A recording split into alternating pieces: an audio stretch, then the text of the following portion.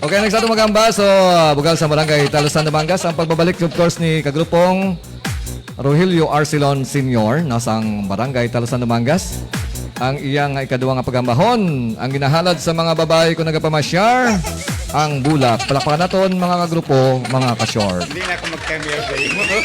Kaya hari ka naman. Okay,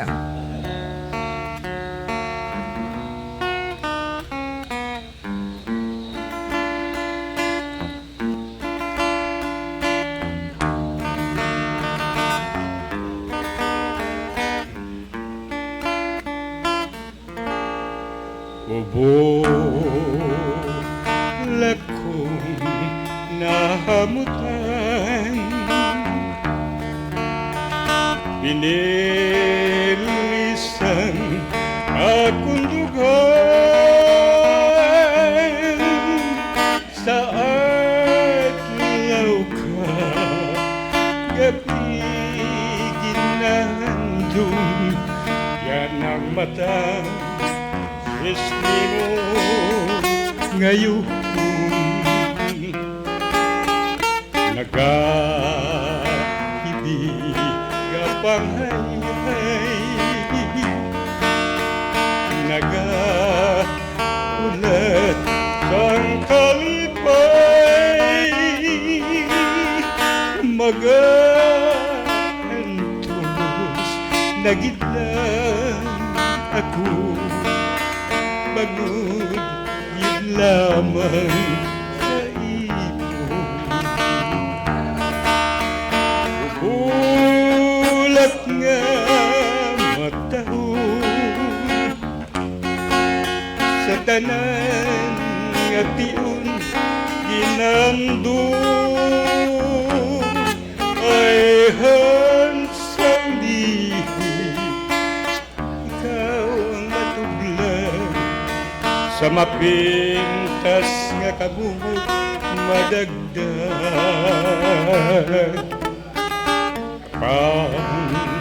Dako ang paglaon Sanggup mamu magkagun Mahapigin nga batyagun Tinagong ugma na Bulak nga matahon Sa tanan nga tiyon dinahandon Ay hansang lihi Ikaw ang matublag sa mapintas nga kamot madagdag Apan dako ang paglaon Sangko mamu makaroon Mahabigin nga batyagon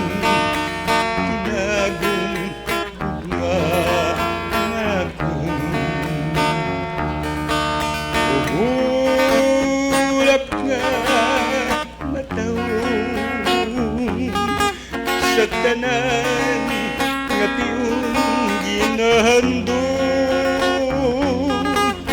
ay hansang lihi ikaw ang matublag sa mapintas nga kabut madagdag apang dako ang paglaon sanggup mamu magkagun mahapigin nga batyagon tinagong gugma na